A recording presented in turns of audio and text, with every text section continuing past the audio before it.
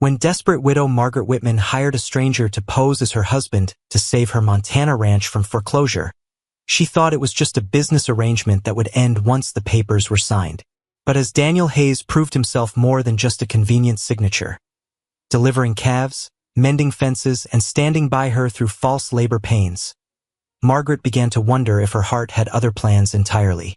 Could a marriage built on deception become the most honest thing in her life?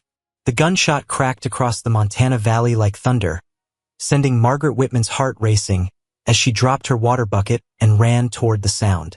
September 1881 had already brought too much death to her ranch, and she couldn't bear to lose another soul under her care.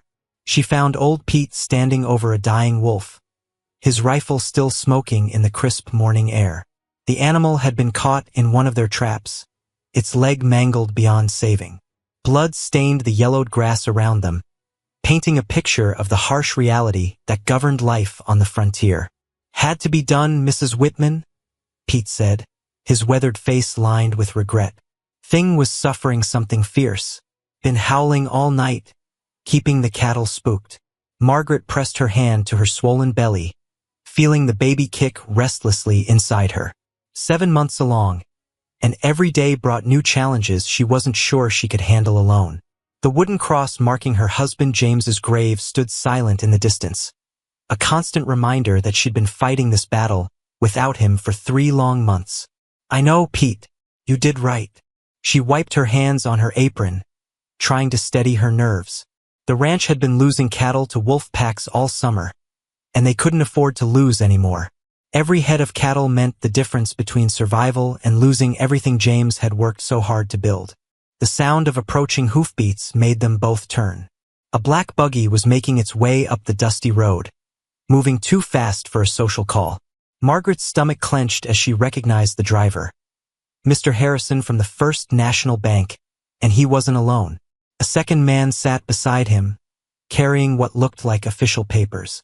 "This can't be good," Pete muttered, spitting into the dirt.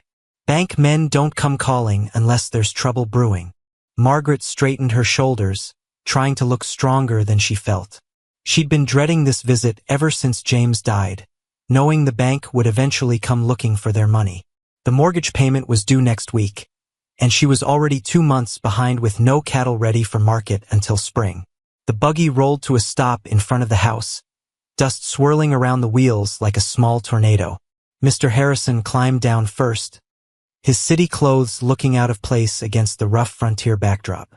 He was a thin man with nervous eyes and hands that had never known hard work.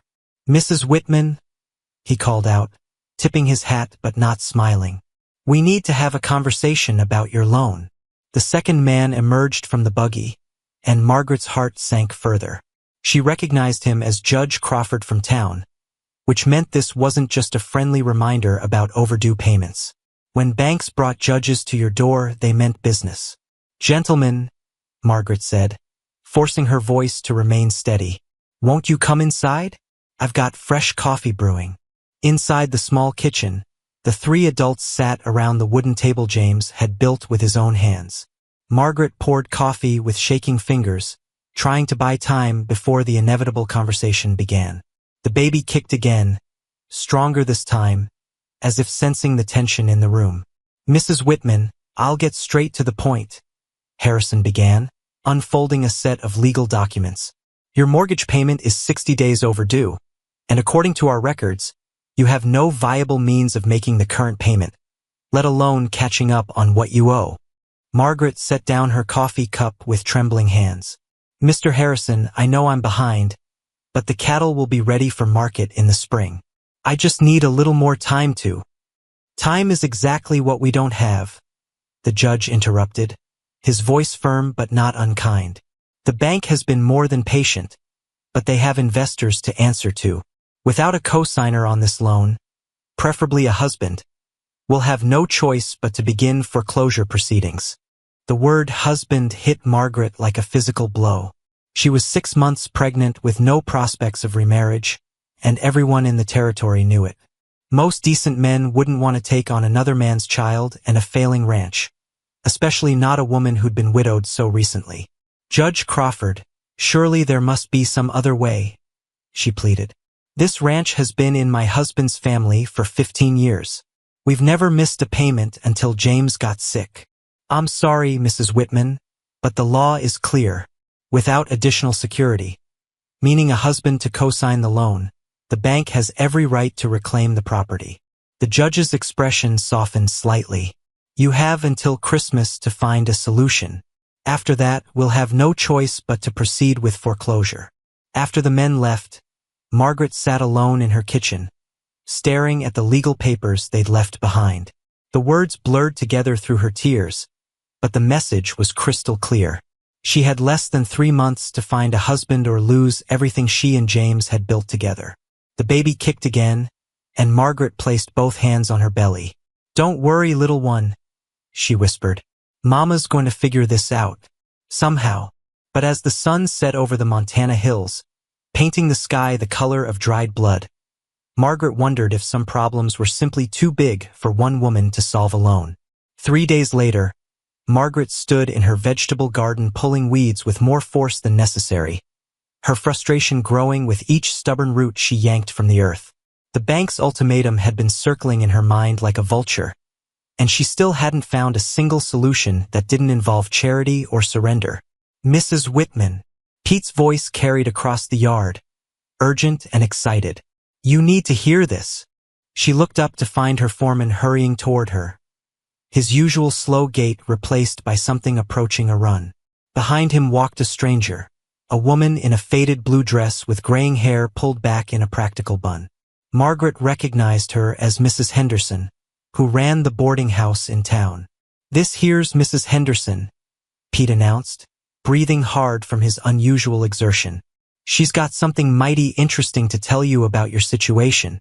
Mrs. Henderson stepped forward, her sharp eyes taking in Margaret's swollen belly and dirt-stained dress. Honey, I heard about your troubles with the bank, and I might know a way to help. Margaret straightened, wiping her dirty hands on her apron. Any help was welcome at this point, even if it came from unexpected sources. I'm listening, Mrs. Henderson. Well, it's like this, the older woman began, glancing around to make sure they couldn't be overheard. I got a letter last week from my sister in Denver. She runs let's call it a service for folks in difficult circumstances. People who need marriages arranged for practical reasons. Margaret felt her cheeks burn. Mrs. Henderson, I don't think I understand what you're suggesting. Now don't get your feathers ruffled just yet, Mrs. Henderson said quickly. I'm talking about legal marriages, all proper and official-like. But marriages that serve a purpose other than romance.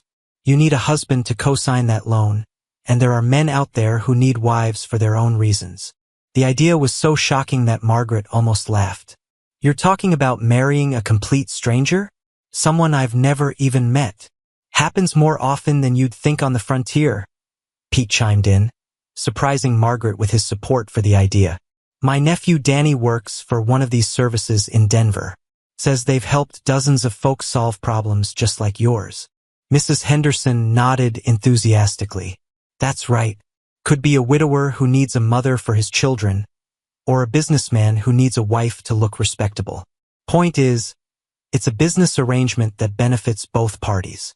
Margaret sank down onto the porch steps, her mind reeling. The idea was crazy, impossible, and completely against everything she'd been raised to believe about marriage. But as she looked around at the ranch, the barn James had built, the fence line he'd spent years perfecting, the land he'd loved more than anything except her, she felt something shift inside her chest. How would it work? She heard herself asking. Mrs. Henderson's face lit up. Simple as can be. You write to my sister explaining your situation, and she matches you with a suitable gentleman. He comes here, you get married legal and proper, he signs whatever papers you need, and then, she shrugged. Well, that depends on what you both want. What do you mean? Some of these arrangements are temporary. Man does his duty, gets paid for his trouble, then moves on. Others. Mrs. Henderson's eyes grew thoughtful. Others turn into something more, but that's entirely up to the folks involved. Pete was nodding eagerly. Danny says most of the men who sign up for this are decent sorts. They wouldn't be in the business if they weren't reliable. Margaret pressed her hands to her belly, feeling the baby respond to her touch. This child deserved a home, a future, something better than watching their mother lose everything to the bank. If marrying a stranger was what it took to secure that future, was it really so wrong? What kind of men are we talking about? She asked quietly. All kinds, Mrs. Henderson replied. Widowers, like I said. Men who need to inherit property that requires a wife. Sometimes younger sons from back east who need to establish themselves out here. The service is very careful about screening them. The baby kicked and Margaret took it as a sign. How long would it take to arrange something like this? 2 weeks, maybe 3. My sister works fast when there's urgency involved. Mrs. Henderson reached into her reticule and pulled out a piece of paper. I took the liberty of writing down her address, just in case you were interested. Margaret stared at the paper, her future balancing on the edge of a decision that would have seemed impossible just a week ago.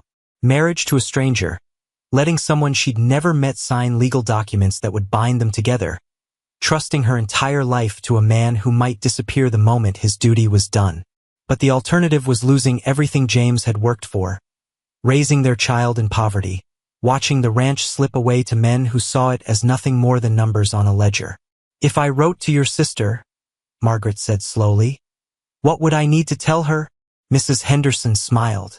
Just the truth, honey. That you're a pregnant widow who needs a husband to help save her ranch. That you're offering a fair business arrangement with a man who needs a wife for his own reasons.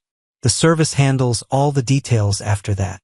As the sun began to set behind the mountains, Margaret folded the paper and tucked it into her pocket. She had no idea what kind of man would answer such a letter, or whether she'd have the courage to go through with such a desperate plan. But as she felt her baby move restlessly inside her, she knew she had to try. Some chances were worth taking, even when they scared you more than anything else in the world. The rider appeared through the morning fog like a ghost from another world, his horse picking its way carefully down the muddy slope toward Margaret's ranch. She watched from her kitchen window, coffee cup frozen halfway to her lips, as the man she'd agreed to marry sight unseen approached her home for the first time.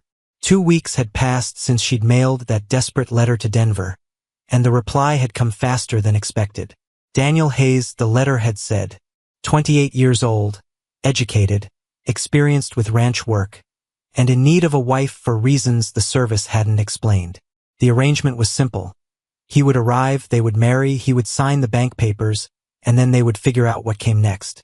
But seeing him now, solid and real instead of just words on paper, Margaret felt her courage wavering like a candle in the wind.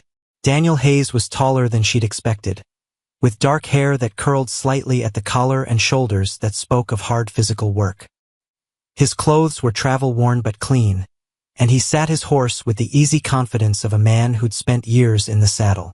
As he drew closer, Margaret could make out sharp blue eyes that seemed to take in everything around him. The condition of the fences, the state of the barn, the number of cattle visible in the pasture. This was no desperate drifter looking for an easy situation. This was a man who knew his business, and Margaret suddenly wondered what circumstances had driven him to answer her letter. She forced herself to step onto the porch, smoothing her best dress over her 8-month belly.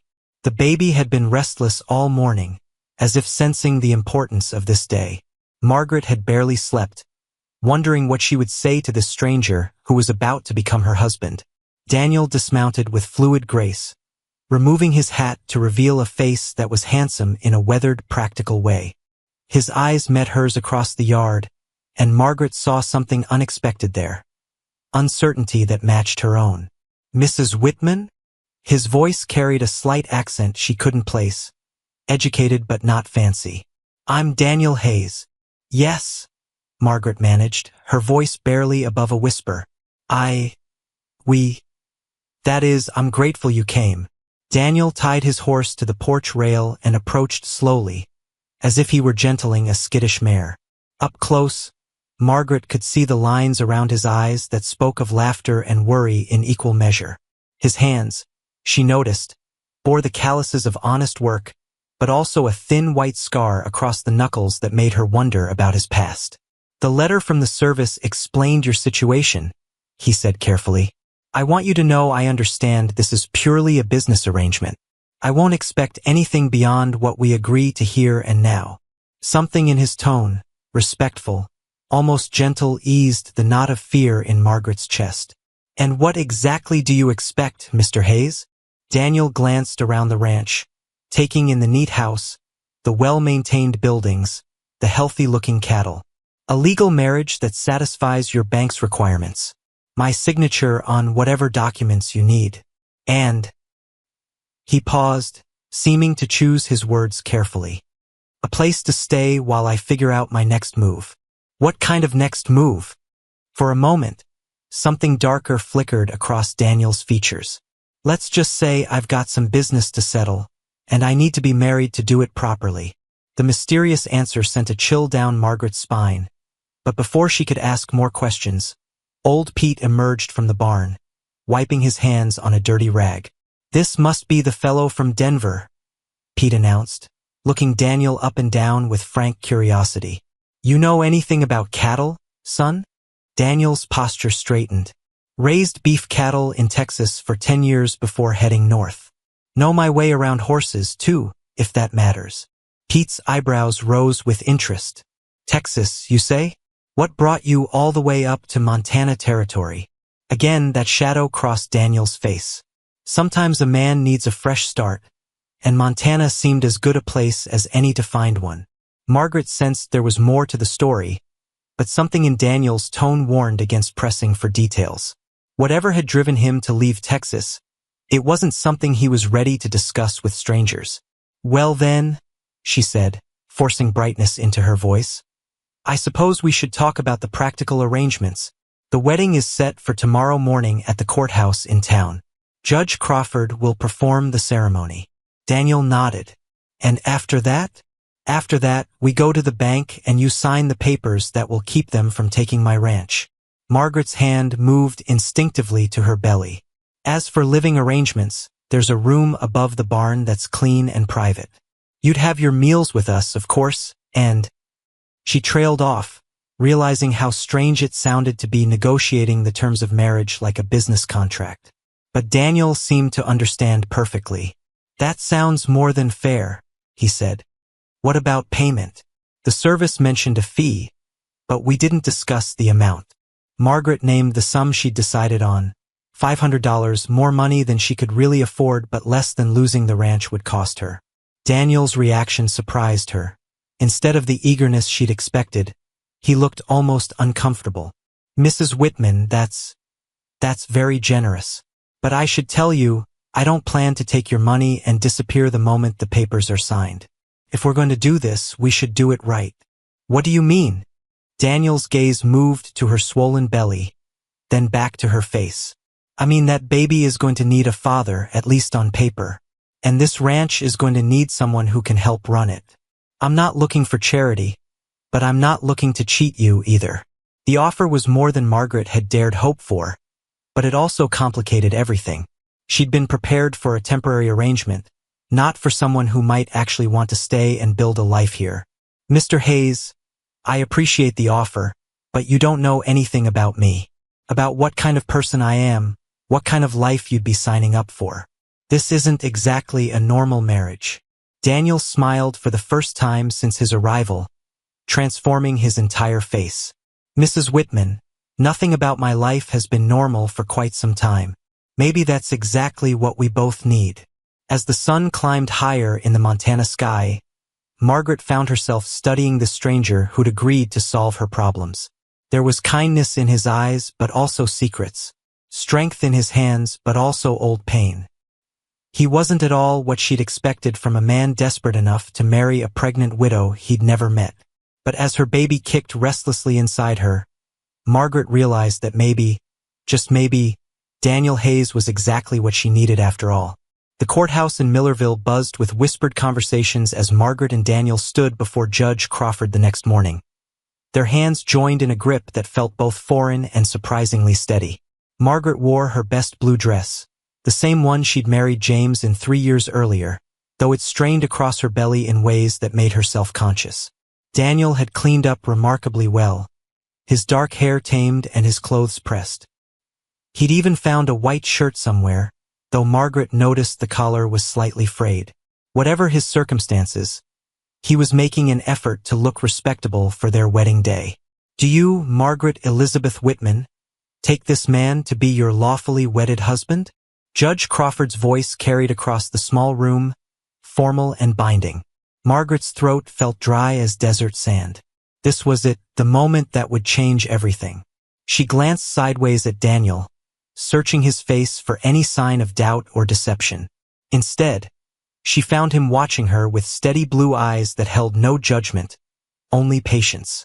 I do, she whispered. And do you, Daniel Matthew Hayes, take this woman to be your lawfully wedded wife? Daniel's voice rang clear and strong. I do. The judge pronounced them husband and wife, and Daniel leaned down to brush a gentle kiss across Margaret's cheek.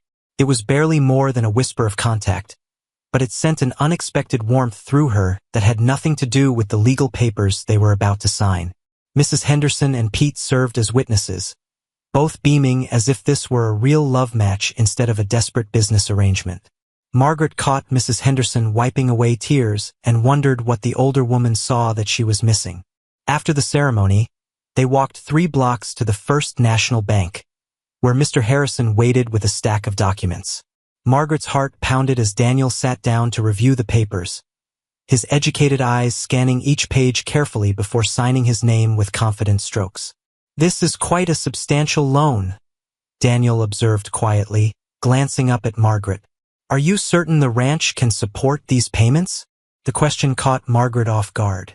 Most men in his position would have signed without reading, eager to complete their obligation and collect their fee. But Daniel was treating this like a real business decision, which somehow made it feel more legitimate and more terrifying at the same time. The cattle operation has been profitable for years, she replied. We lost some head to wolves this summer, but the spring calving should put us back on track. Daniel nodded and continued signing, but Margaret caught him making notes in the margins of several documents. When he finished, he turned to Mr. Harrison with a professional smile. I'll need copies of all these papers for my own records, Daniel said, and I'd like to schedule a meeting next week to discuss the ranch's financial projections with someone from your agricultural lending department. Mr. Harrison looked surprised but pleased. Of course, Mr. Hayes. It's always encouraging to work with borrowers who take such an active interest in their obligations. As they left the bank, Margaret felt overwhelmed by the morning's events. In the space of 2 hours, she'd gained a husband, saved her ranch, and apparently acquired a business partner who seemed to know more about finance than she'd expected. That was well done, she told Daniel as they walked toward the wagon. You handled Mr. Harrison like you'd been dealing with bankers all your life. Daniel's expression grew guarded. Let's just say I've had some experience with financial matters. Another mystery to add to the growing list. Margaret was beginning to realize that Daniel Hayes was far more complicated than his simple letter had suggested. The ride back to the ranch passed in comfortable silence, but Margaret's mind raced with questions. Who was this man she'd just married? What kind of business had he left unfinished in Texas? And why did someone with his obvious education and experience need to marry a pregnant stranger to solve his problems? Her thoughts were interrupted when Daniel suddenly pulled the wagon to a halt, his attention focused on something in the distance. Margaret followed his gaze and saw a group of riders approaching from the east. 5 men moving fast across the open grassland. Friends of yours? Daniel asked, his voice casual but his posture alert. Margaret shaded her eyes against the afternoon sun, trying to make out the riders' faces. As they drew closer, her heart sank. She recognized the lead horse, a flashy chestnut that belonged to her brother-in-law, Charles Whitman. Family, she said grimly. James's older brother. We've never gotten along, and I suspect he's not going to be happy about my remarriage. Daniel's hands tightened on the reins.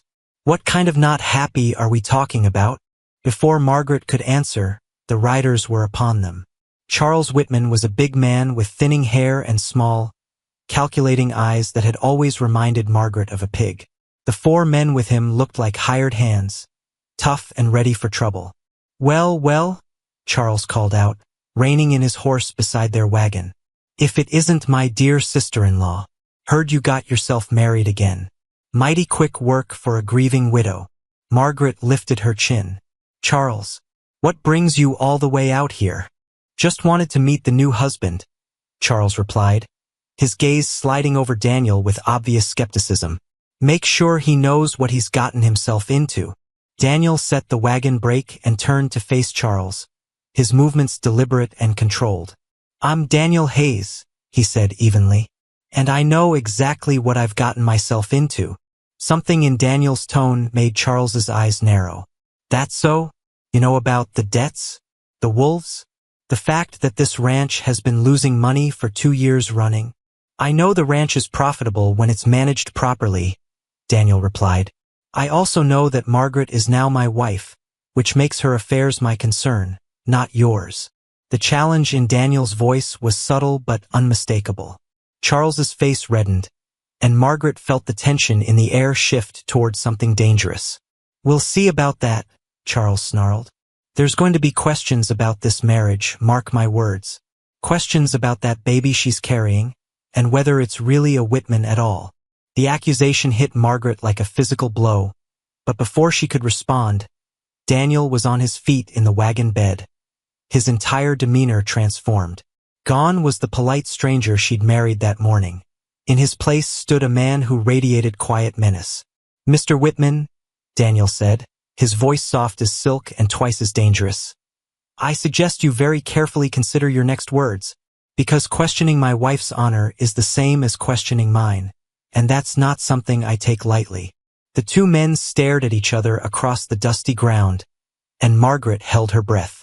She could feel violence crackling in the air like lightning before a storm, and she suddenly realized that Daniel Hayes was not a man to be underestimated. After a long moment, Charles looked away first. "This isn't over," he muttered, wheeling his horse around. "Not by a long shot." As the riders disappeared into the distance, Margaret turned to study her new husband with fresh eyes. There were depths to Daniel Hayes that she was only beginning to glimpse, and she wasn't sure whether that should comfort her or terrify her. But as her baby kicked restlessly inside her, Margaret realized that for the first time in months, she felt truly protected. The scream that pierced the October night sent Daniel bolting upright in his bed above the barn, his hand instinctively reaching for the gun he kept beside his pillow. Through the darkness, he could hear Margaret's voice calling out in distress from the main house, and his blood turned to ice water in his veins. He was down the ladder and across the yard in seconds, bare feet slapping against the cold ground as he burst through the kitchen door. Margaret stood gripping the edge of the table, her face pale as moonlight, one hand pressed against her swollen belly. "The baby?" she gasped, her voice tight with pain. "Something's wrong. It's too early." Daniel's mind raced as he took in the situation. Margaret was only 8 months along, and the nearest doctor was 20 miles away through mountain passes that were already dusted with early snow. He'd helped birth calves and foals countless times, but a human baby was entirely different territory. "How long have you been having pains?" he asked, moving to steady her as another contraction gripped her body. "Started about an hour ago," Margaret panted. "Thought it was just the baby moving restless, but they're getting stronger." Daniel guided her to a chair, his mind working through their limited options. The storm that had been threatening all evening was finally arriving, and he could hear wind beginning to howl around the corners of the house. Even if they could get word to town, no doctor would be able to make it through weather like this. "Margaret, listen to me," he said, crouching beside her chair and taking her hands in his. "We might be on our own tonight. I need you to tell me exactly what you're feeling." Over the next hour, Daniel found himself drawing on every piece of medical knowledge he'd ever picked up, from helping his sister through difficult births back in Philadelphia to assisting veterinarians with complicated animal deliveries. He boiled water, gathered clean linens, and tried to project a calm confidence he didn't entirely feel. But as the storm intensified outside and Margaret's labor pains continued, something unexpected began to happen.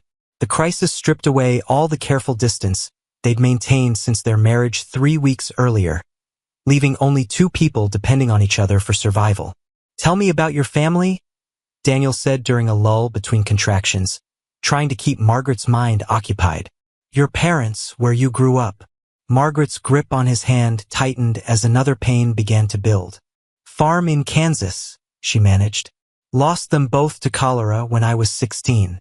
That's when I came west with James. You were just a child, Daniel observed, using a cool cloth to wipe perspiration from her forehead. That took real courage. Didn't feel like courage at the time, Margaret replied. Felt like the only choice I had. As the night wore on, Daniel found himself sharing pieces of his own story that he'd never intended to reveal. He told her about growing up in Philadelphia, about his family's banking business, about the younger sister who died in childbirth because he hadn't been there to help. That's why you know so much about financial papers, Margaret realized during a brief respite from the pain. Your family were bankers. Daniel nodded, his thumb tracing circles on the back of her hand. Among other things. Let's just say I learned early that money can solve some problems and create others. Before Margaret could ask what he meant, another contraction seized her, stronger than any before. Daniel felt his own panic rising as he realized the baby was coming whether they were ready or not. I can see the head, he announced, trying to keep his voice steady. You're doing beautifully, Margaret. Just a little more. What happened next would forever change how Daniel thought about courage and strength. Margaret, despite being exhausted and frightened, somehow found the will to push through pain that would have felled most men. And when their baby finally slipped into Daniel's waiting hands, a perfect little girl with a shock of dark hair, he felt something shift permanently in his chest. She's beautiful, he whispered, carefully cleaning the tiny face and checking to make sure she was breathing properly. Margaret, she's absolutely perfect. As dawn broke over the Montana mountains, Daniel sat beside Margaret's bed, watching her nurse their daughter, because somewhere during that long night, the baby had become theirs in every way that mattered. The legal papers might call him the stepfather, but his heart had already claimed this child as his own. We should name her, Margaret said softly, her voice hoarse from the night's ordeal. I was thinking, Hope Hayes. Daniel felt his throat tighten with emotion he hadn't expected. Hope Hayes, he repeated. I like that. It suits her. But even as they shared this precious moment, Daniel's mind was already working ahead to the challenges they would face. Charles Whitman's threats still hung over them like a storm cloud, and Daniel knew his own past would eventually catch up with him. The peaceful life he'd found here with Margaret couldn't last forever. As if reading his thoughts, Margaret reached for his hand. Daniel, whatever brought you here, whatever you're running from, I want you to know that last night changed everything for me. You didn't have to stay and help deliver this baby. You could have ridden for the doctor and left me to manage alone. Never, Daniel said fiercely. I would never abandon you when you needed me. Margaret smiled, and for the first time since their marriage, it reached her eyes. That's exactly what I'm counting on. Outside, the storm was finally passing, leaving behind a world washed clean and bright with new snow. But inside the small house, 3 people who had started as strangers were slowly becoming something much more precious. A family born not of blood or convenience, but of choice and shared courage. Daniel knew their troubles were far from over, but as he looked down at baby Hope sleeping peacefully in her mother's arms, he realized he would fight heaven and earth to protect what they'd built together. The letter arrived on a Tuesday morning in November, carried by a rider whose nervous glances and quick departure told Daniel everything he needed to know before he even broke the wax seal. Margaret was in the garden with baby Hope, harvesting the last of the winter vegetables, when Daniel's sharp intake of breath made her look up from her work. His face had gone white as fresh snow, and the paper in his hands trembled slightly as he read whatever message had found him here in their peaceful valley. Daniel, Margaret called, concern coloring her voice. What is it? He didn't answer immediately, his eyes scanning the letter a second time as if hoping the words might change. When he finally looked up, Margaret saw something in his expression that made her stomach clench with dread. The look of a man whose past had finally caught up with him. We need to talk, he said quietly, folding the letter and slipping it into his pocket. Inside, Margaret gathered baby Hope and followed Daniel into the kitchen, her mind racing through possibilities. In the 6 weeks since Hope's birth, she and Daniel had settled into a rhythm that felt surprisingly natural. He worked the ranch during the day while she cared for the baby, and in the evenings they would sit by the fire, talking about everything and nothing while Hope slept between them. She'd begun to hope that whatever had driven Daniel to accept their marriage arrangement might stay buried in the past. Clearly, she'd been wrong. "The letter is from my brother William," Daniel began, his voice carefully controlled. "Back in Philadelphia. Our father died last month." Margaret felt a stab of sympathy, but something in Daniel's tone warned her there was more to this story. "I'm sorry for your loss. Were you close?" Daniel's laugh held no humor. "Close isn't the word I'd use. My father and I had what you might call philosophical differences about how the family business should be run." "What kind of business?" "Banking, primarily, but also investments, land speculation, some government contracts." Daniel's hands clenched into fists on the table. "The kind of business that makes a lot of money and doesn't ask too many questions about where that money comes from." Margaret was beginning to understand why Daniel had been so comfortable handling the bank paperwork, why he'd known exactly what questions to ask and what terms to negotiate. "You worked for your father's bank?" "I was being groomed to take it over," Daniel admitted, "until I discovered that a significant portion of our profits came from foreclosing on farms and ranches, then selling the land to railroad companies for 10 times what the original owners owed." The pieces of Daniel's story were finally falling into place, but Margaret sensed there was still more he wasn't telling her. "So you left." "I exposed the scheme to federal investigators and testified against my own father." Daniel's voice was flat, emotionless. "Cost the family business millions of dollars and sent 3 of my father's partners to prison. My father swore he'd never speak to me again." Margaret reached across the table to cover his hand with hers. "You did the right thing." "Did I?" Daniel's eyes met hers, full of pain and doubt. "Because according to William's letter, my father cut me out of his will entirely. Every penny of the Hayes fortune goes to my brother, with one condition."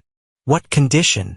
Daniel pulled the letter from his pocket and smoothed it on the table between them. "That he contest my marriage to you and prove it's not legitimate. If he can do that, he keeps everything. If he can't..." Daniel's voice trailed off. "If he can't, what?" "Then, according to Pennsylvania law, as my father's oldest son, I inherit half the estate. We're talking about more money than this ranch will make in 50 years, Margaret. Enough to pay off every debt, buy more land, ensure Hope never wants for anything."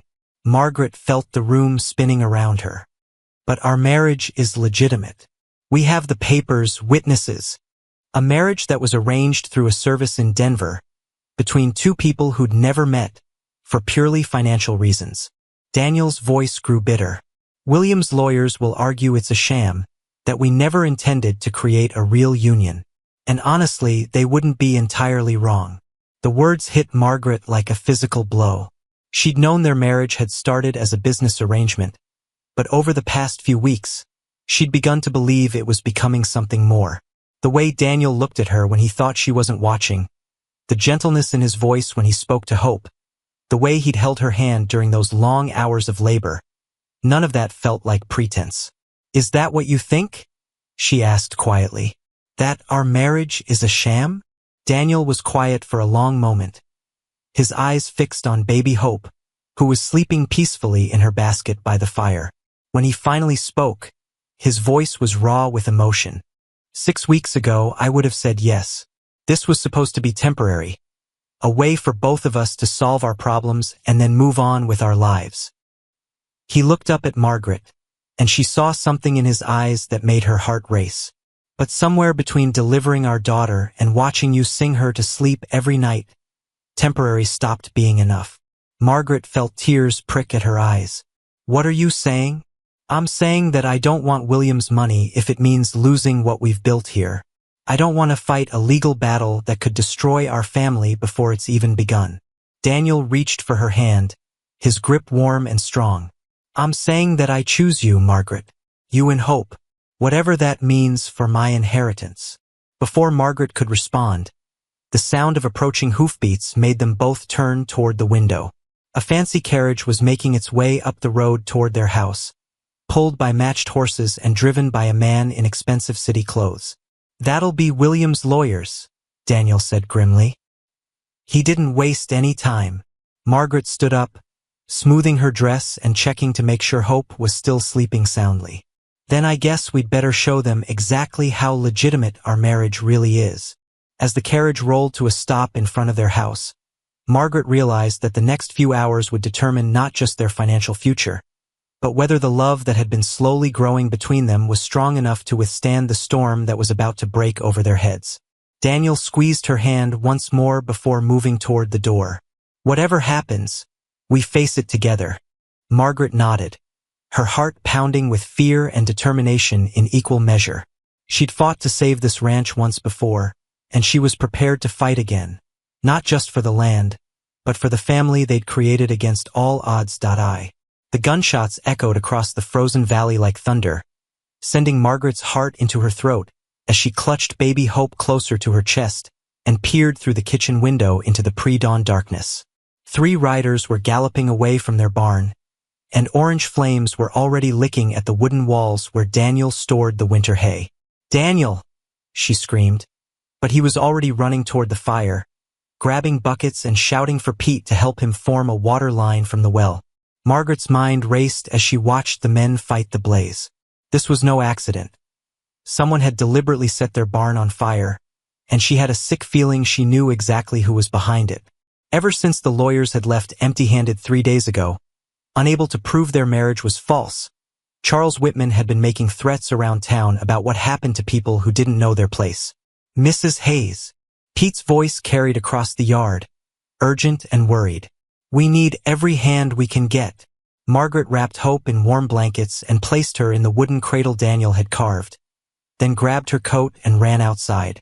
The November air bit at her face like needles, but the heat from the burning barn was intense enough to make her step back. Daniel appeared through the smoke, his face blackened with soot and his shirt singed from flying embers. "The hay's gone," he reported grimly, "but we might be able to save the structure if we can get enough water on it." For the next 2 hours, Margaret found herself part of a desperate bucket brigade, passing water from the well to the fire while Daniel and Pete climbed onto the roof to beat down flames with wet blankets. Her hands grew numb from the cold water, and her arms ached from the constant motion, but she kept working until the last ember was finally extinguished. When it was over, they stood looking at the damaged barn in the growing daylight. Half the roof was gone, and most of their winter feed had been destroyed. Without that hay, their cattle wouldn't survive until spring grass came up. "This was Charles," Margaret said, her voice shaking with anger more than cold. "He's trying to force us into bankruptcy so he can challenge the inheritance claim." Daniel's jaw was tight as he surveyed the damage. "Probably, but proving it is another matter entirely." "We can't let him get away with this," Margaret insisted. "There has to be something we can do." Before Daniel could answer, the sound of approaching horses made them all turn. But instead of more trouble, Margaret was surprised to see Mrs. Henderson from town riding up with 2 other women she recognized from church. "We saw the smoke from town," Mrs. Henderson called out as she dismounted. "Came to see if we could help." Behind her, Mrs. Patterson from the general store and Mrs. Kelly from the schoolhouse were unloading supplies from their wagon: food, blankets, and what looked like building materials. "Ladies, this is very kind, but we couldn't possibly," Margaret began. "Nonsense," Mrs. Patterson interrupted firmly. "This is what neighbors do for each other. Besides, we all know who's really behind this fire, and we're not about to let Charles Whitman run decent folks off their land." Over the next few hours, Margaret watched in amazement as more and more people arrived to help. Farmers brought lumber and nails, ranchers offered to share their winter feed, and even some of the men from town showed up with tools and strong backs to help rebuild. But it was Mrs. Kelly who provided the most surprising assistance. She pulled Margaret aside while the men were working on the barn roof and spoke in low, urgent tones. "I taught school back in Charles Whitman's hometown before I came here," she said quietly. "There are things about that man's past that might interest you. things that could put a stop to his threats once and for all. Margaret felt a spark of hope for the first time all day. What kind of things? The kind that explain why he left Iowa so sudden like 5 years ago, and why he's so desperate to get his hands on money that doesn't belong to him. Mrs. Kelly glanced around to make sure they couldn't be overheard. Meet me at the schoolhouse tomorrow after church. Bring your husband. There are some people you both need to talk to. As the sun set over the rebuilt barn, not as good as new, but solid enough to shelter their remaining animals through the winter, Margaret stood beside Daniel watching their neighbors pack up their tools and head home. I've never seen anything like this, Daniel said quietly. Back in Philadelphia, neighbors barely spoke to each other, let alone showed up to rebuild each other's barns. That's the difference between a community and just a place where people happen to live, Margaret replied. Out here, we depend on each other to survive. Daniel's arm slipped around her waist, and Margaret leaned into his warmth. Despite the day's crisis, she felt closer to him than ever before. They'd faced their first real test as a married couple, and they'd come through it stronger. Whatever Mrs. Kelly has to tell us tomorrow, Daniel said, we'll handle it together. Margaret nodded, watching baby Hope sleep peacefully in her arms despite all the chaos of the day. Their daughter would grow up in a place where people looked out for each other, where neighbors became family, and where love could grow from the most unlikely beginnings. But first, they had to make sure Charles Whitman didn't destroy everything they'd built. The schoolhouse felt like a courtroom as Margaret and Daniel sat across from Mrs. Kelly and two strangers, a weathered man in a sheriff's badge and a woman whose nervous hands suggested she had secrets to tell. Outside, the December wind howled through the bare trees, but inside, the tension was thick enough to cut with a knife. This is Sheriff Morrison from Iowa, Mrs. Kelly began, her voice steady despite the gravity of what she was about to reveal. And this is Mrs. Sarah Hutchins, who has some very interesting things to say about Charles Whitman's business dealings back in Cedar Falls. Margaret felt Daniel's hand find hers under the table as Sheriff Morrison opened a leather folder filled with official-looking documents. Whatever they were about to learn, it was clearly serious enough to bring a lawman all the way from Iowa Territory. Mr. and Mrs. Hayes, the sheriff began, I understand Charles Whitman has been making threats against your family and your property. What I'm about to tell you might give you the ammunition you need to put a stop to that permanently. Mrs. Hutchins spoke up, her voice barely above a whisper. Charles Whitman destroyed my family. He foreclosed on our farm when my husband was sick, then sold it to the railroad for 3 times what we owed. We lost everything. That's terrible, Margaret said. But unfortunately, it's not illegal for banks to foreclose on defaulted loans. It is when the banker forges documents to make it look like payments were never made, Sheriff Morrison replied grimly. Mrs. Hutchins here kept copies of every payment receipt, and we've been building a case against Whitman for fraud for the past 2 years. Daniel leaned forward, his business instincts fully engaged. What kind of fraud are we talking about? The systematic theft of property through falsified records, the sheriff explained. Whitman would target farms and ranches with valuable land, then doctor the books to make it appear the owners were behind on payments. When they protested, he'd produce fake documents showing they owed far more than they actually did. Margaret felt sick. How many families did he cheat? At least a dozen that we know of, Mrs. Hutchins answered. Maybe more. He was careful to spread it out over several years, and most folks were too ashamed or too poor to fight back. So why are you here now? Daniel asked. What changed? Sheriff Morrison smiled grimly. What changed is that Charles Whitman made the mistake of trying the same scheme on a banker's widow whose son worked for the Territorial Attorney General. When we started investigating, we discovered a pattern of fraud stretching back 5 years. But he left Iowa before you could arrest him, Mrs. Kelly added. Changed his name from Charles Whitmore to Charles Whitman and started over here in Montana Territory. The room fell silent as the implications sank in. Margaret realized that Charles's threats against their family weren't just about the inheritance money. They were the desperate actions of a man trying to avoid prison. What do you need from us? Daniel asked. Your testimony about his recent threats and actions, Sheriff Morrison replied. Especially the barn fire. If we can prove he's continuing his criminal behavior here in Montana, we can arrest him and extradite him back to Iowa to face the original charges. Margaret thought about all the families Charles had destroyed, all the dreams crushed under his greed. What would happen to him if he's convicted? 10 to 20 years in territorial prison, the sheriff said, and full restitution to his victims, if he has any assets left. He won't go quietly, Daniel warned. A man like that, cornered and desperate, he's dangerous. As if summoned by Daniel's words, the sound of approaching horses filled the air outside the schoolhouse. Mrs. Kelly moved to the window and peered through the glass, her face pale when she turned back to them. "It's Charles," she said urgently. "He's got 6 men with him, and they're all armed." Sheriff Morrison was on his feet immediately, checking his weapon. "Is there a back way out of here?" "Through the storage room," Mrs. Kelly replied, already moving toward the rear of the building. "But he's probably got men watching all the exits." Daniel stood slowly, his hand moving to the gun he'd started carrying since the barn fire. "Margaret, take Mrs. Hutchins and get behind the teacher's desk." "Sheriff, how do you want to handle this?" Before anyone could answer, Charles Whitman's voice boomed across the schoolyard. "Hayes, I know you're in there. Time we had a talk about minding your own business." Margaret clutched baby Hope closer, her heart pounding as she realized their confrontation with Charles was about to become a fight for their lives. Everything they'd built together, their marriage, their family, their future, hung in the balance of the next few minutes. "What we do next could determine whether we all walk out of here alive," Sheriff Morrison said quietly, "or whether Charles Whitman finally pays for all the lives he's destroyed." Through the schoolhouse windows, Margaret could see armed men taking positions around the building. Charles wasn't just making threats anymore, he was preparing for war.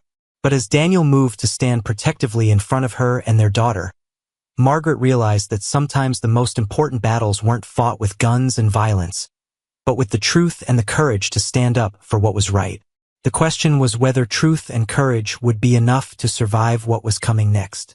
The explosion of splintering would send everyone diving for cover as Charles Whitman's boot kicked through the schoolhouse door, his face twisted with rage and desperation.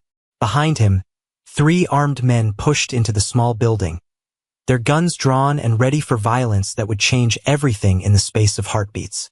"Nobody move," Charles roared, his wild eyes scanning the room until they locked onto Daniel and Margaret huddled behind the teacher's desk with baby Hope. "You two have caused me enough trouble." Sheriff Morrison had his weapon halfway out of its holster when one of Charles's men pressed a rifle barrel against his neck. "I wouldn't if I were you, Sheriff. Drop it real slow like." Margaret's heart hammered against her ribs as she watched the lawman reluctantly place his gun on the floor. Mrs. Kelly and Mrs. Hutchins were pressed against the far wall, their faces white with terror. Baby Hope began to fuss, sensing the danger that filled the air like smoke. "Charles Whitmore," Sheriff Morrison said calmly, using the man's real name like a weapon. "Or should I say Charles Whitman? You're under arrest for fraud, extortion, and now armed assault. Surrender now and maybe we can work out a deal." Charles's laugh was harsh and broken. "Surrender? You think I'm going back to rot in some Iowa prison because of these lying farmers? Not a chance." Daniel slowly stood up, keeping his hands visible but positioning himself between Charles and his family. "What do you want, Charles? Money? The ranch?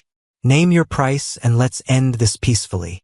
"What I want," Charles snarled, "is for you to disappear, you and your fake wife and that bastard child. You're standing between me and a fortune that should be mine by rights." The insult to Margaret and Hope sparked something dangerous in Daniel's eyes, but he kept his voice level. "James left his share of the family land to Margaret fair and square. You have no legal claim to any of it." "Legal?" Charles spat. "You want to talk about legal? Your whole marriage is a sham. Everyone knows you two never even met before you got hitched. That makes any inheritance claims invalid." Margaret felt anger rising in her chest, hot and fierce. She'd stayed quiet long enough while this man threatened her family and destroyed her property. Standing slowly, she faced Charles with fire in her eyes. Our marriage might have started as an arrangement, she said clearly, but it became real the moment Daniel chose to stay and help deliver our daughter. It became real when he fought beside me to save our barn. It became real when he stood up to you and your threats instead of running away. Charles's face darkened. Pretty words, but they won't hold up in court. Especially when there's no witnesses left to tell the story. The threat hung in the air like a death sentence. Margaret realized with growing horror that Charles wasn't planning to just scare them. He was planning to eliminate everyone who knew about his crimes. But before anyone could react, the sound of many horses approaching filled the winter air outside.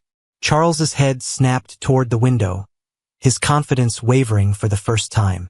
"Boss," one of his men called out nervously, "we got company coming. Looks like half the town." Through the schoolhouse windows, Margaret could see riders streaming across the snowy ground. Pete leading the charge, followed by men from town, neighboring ranchers, and even some of the women who'd helped rebuild their barn. They were armed and determined, forming a circle around the building that cut off any escape route. Charles's face went pale as he realized he was outnumbered and surrounded. "How did they know?" Mrs. Kelly spoke up from her corner, her voice stronger than Margaret had ever heard it. "Because I sent my students home early with messages for their parents. Told them to spread the word that Charles Whitmore from Iowa was threatening innocent folks in our schoolhouse." "You clever old biddy," Charles growled, swinging his gun toward the teacher. "Don't even think about it," Daniel warned, his own weapon finally clearing leather with lightning speed. "You've made enough widows and orphans for one lifetime." The standoff stretched taut as piano wire, with guns pointed in every direction and death hovering over them all like a hungry vulture. Margaret could hear baby Hope crying and wanted desperately to comfort her. But any sudden movement might trigger the violence that would destroy them all. Outside, Pete's voice carried through the cold air. "Charles, we know you're in there. Let the folks go and come out peaceful-like. Nobody has to get hurt today." Charles's eyes darted between the windows, calculating odds that were getting worse by the minute. His men were starting to look nervous, shifting their weight and glancing toward the exits that were no longer there. "This is your last chance, Charles," Sheriff Morrison said quietly. "Surrender now, and I'll make sure the prosecutor hears about your cooperation.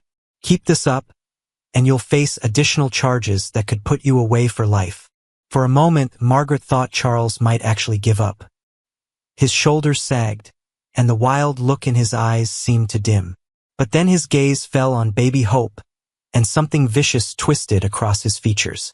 "If I'm going down," he said with deadly calm, "I'm taking some of you with me, starting with that kid who's going to inherit what should be mine." Margaret's blood turned to ice as Charles swung his gun toward Hope. Time slowed to a crawl as Daniel lunged forward. Margaret screamed, and Sheriff Morrison dove for his dropped weapon. The gunshot that followed would echo in Margaret's memory for the rest of her life, along with the sight of Daniel throwing himself between Charles's bullet and their daughter. But it was the second shot, fired by Mrs. Hutchins with a derringer she'd kept hidden in her sleeve, that finally ended Charles Whitmore's reign of terror. As smoke cleared and men rushed through the door to secure the scene, Margaret found herself holding her crying daughter while Daniel pressed a hand to his wounded shoulder, both of them alive when they should have been dead. "It's over," Daniel whispered, his face pale but his eyes bright with relief. "It's finally over." But as Margaret looked around at the aftermath of violence in the place where children came to learn their letters and numbers, she wondered if some things could ever truly be over, or if they just changed shape and found new ways to haunt the people who survived them. The courtroom in Helena buzzed with whispered conversations as Margaret adjusted baby Hope in her arms and watched Daniel take the witness stand. His left arm still in a sling from the bullet he'd taken protecting their family 3 weeks earlier. Today would determine not just Charles Whitmore's fate, but whether their small family could finally find the peace that had eluded them since the beginning. Territorial Judge William Parker was a stern man with silver hair and eyes that had seen enough frontier justice to make him careful about every decision. The gallery was packed with people who'd traveled from across Montana Territory to see the conclusion of a case that had captured everyone's attention. "Mr. Hayes," the prosecutor began, "please tell the court about the events that led to the confrontation at the schoolhouse on December 15th. Daniel's voice was steady as he recounted the months of threats, the barn fire, and finally the armed standoff that had nearly cost them their lives. Margaret watched the jury's faces as her husband spoke, seeing their expressions grow more serious with each detail. When Daniel finished his testimony, Charles Whitmore's defense attorney, a nervous young man from Billings, stood to cross-examine. Margaret held her breath, knowing this moment could make or break their case. "Mr. Hayes, isn't it true that you married Mrs. Whitman purely for financial gain?" the lawyer asked, his voice shaking slightly. Daniel met the question head-on. "Our marriage began as a business arrangement, yes, but it became something much more real than that. How can the court be sure this isn't just a performance to validate an otherwise fraudulent union?" Margaret felt her heart skip as Daniel paused, gathering his thoughts. When he spoke again, his words carried a conviction that filled the entire courtroom. "Because, counselor, I took a bullet for that woman and her child. Because I've spent every day for 4 months working to build a life with them, not just to claim an inheritance. Because love isn't always something that happens at first sight. Sometimes it's something that grows when two people choose to stand together against the world." The defense attorney had no response to that, and Margaret felt tears of pride stinging her eyes. The next witness was Mrs. Hutchins, who testified about Charles's fraud schemes in Iowa with a quiet dignity that left the jury visibly moved. Sheriff Morrison followed with evidence of Charles's criminal activities, painting a picture of a man who destroyed countless lives in pursuit of easy money. But it was Mrs. Kelly's testimony that provided the most dramatic moment. When she described how Charles had threatened to kill a baby to prevent her from inheriting property, several jury members actually gasped aloud. "And what did you do when you realized Mr. Whitmore was planning to harm innocent people?" the prosecutor asked. "I shot him," Mrs. Kelly replied matter-of-factly. "Right in the shoulder, just enough to stop him from hurting that child. I've been teaching school for 30 years, and I wasn't about to let some criminal hurt one of my students' families." The gallery erupted in applause before Judge Parker could restore order. When Charles himself took the stand in his own defense, Margaret was struck by how diminished he looked. Gone was the threatening presence that had terrorized their family for months. In his place sat a broken man who seemed to shrink under the weight of evidence against him. His attorney tried to argue that Charles had been driven to desperation by financial circumstances, but the prosecutor quickly demolished that defense by presenting evidence of the money Charles had stolen from his victims in Iowa. "Mr. Whitmore," the prosecutor said during cross-examination, "you've been convicted of similar crimes in Iowa territory. Why should this jury believe you've changed?" Charles's answer was rambling and defensive, full of excuses and blame directed at everyone except himself. Margaret could see the jury's patience wearing thin with each word. The closing arguments were powerful but predictable. The defense pleaded for mercy, while the prosecution demanded justice for Charles's victims. But it was Judge Parker's instructions to the jury that caught everyone's attention. "Ladies and gentlemen, you must consider not just the crimes committed, but the pattern of behavior that brought us to this courtroom. This case is about more than one man's greed. It's about whether communities like ours can protect themselves from those who would destroy them for profit." The jury deliberated for less than 2 hours before returning with their verdict. Margaret's hands trembled as she held Daniel's good arm while they waited for the foreman to speak. "On the charge of fraud, we find the defendant guilty. On the charge of extortion, guilty. On the charge of armed assault, guilty. On the charge of attempted murder, guilty." Charles Whitmore slumped in his chair as if the life had gone out of him. Judge Parker sentenced him to 25 years in territorial prison, with the possibility of additional time when he was eventually extradited back to Iowa. But for Margaret, the most important moment came after the trial, when Judge Parker called her and Daniel forward for a private conversation in his chambers. "Mr. and Mrs. Hayes," the judge began, "this case has raised some questions about the legitimacy of your marriage that I feel obligated to address." Margaret's heart sank, thinking they were about to face new legal challenges. "However," Judge Parker continued, "having observed your testimony and your behavior throughout this ordeal, I'm satisfied that your union, regardless of how it began, has become as genuine as any marriage I've ever seen. Your inheritance rights are secure, and no court in this territory will question them again. As they walked out of the courthouse into the Montana sunshine, Margaret felt a weight lift from her shoulders that she'd been carrying for months. Daniel's good arm wrapped around her waist, and baby Hope gurgled happily in her carrier, blissfully unaware of the legal drama that had swirled around her young life. "So what happens now?" Margaret asked as they reached their wagon. Daniel smiled, the first truly relaxed expression she'd seen on his face since the day they'd met. "Now we go home. We rebuild our barn properly, we raise our daughter, and we see what kind of life we can build together." "Just like that." "Just like that," Daniel confirmed, helping her up onto the wagon seat. Sometimes the best adventures are the ones that end with going home. As their wagon rolled through the streets of Helena toward the mountains and their ranch beyond, Margaret realized that home wasn't just a place anymore.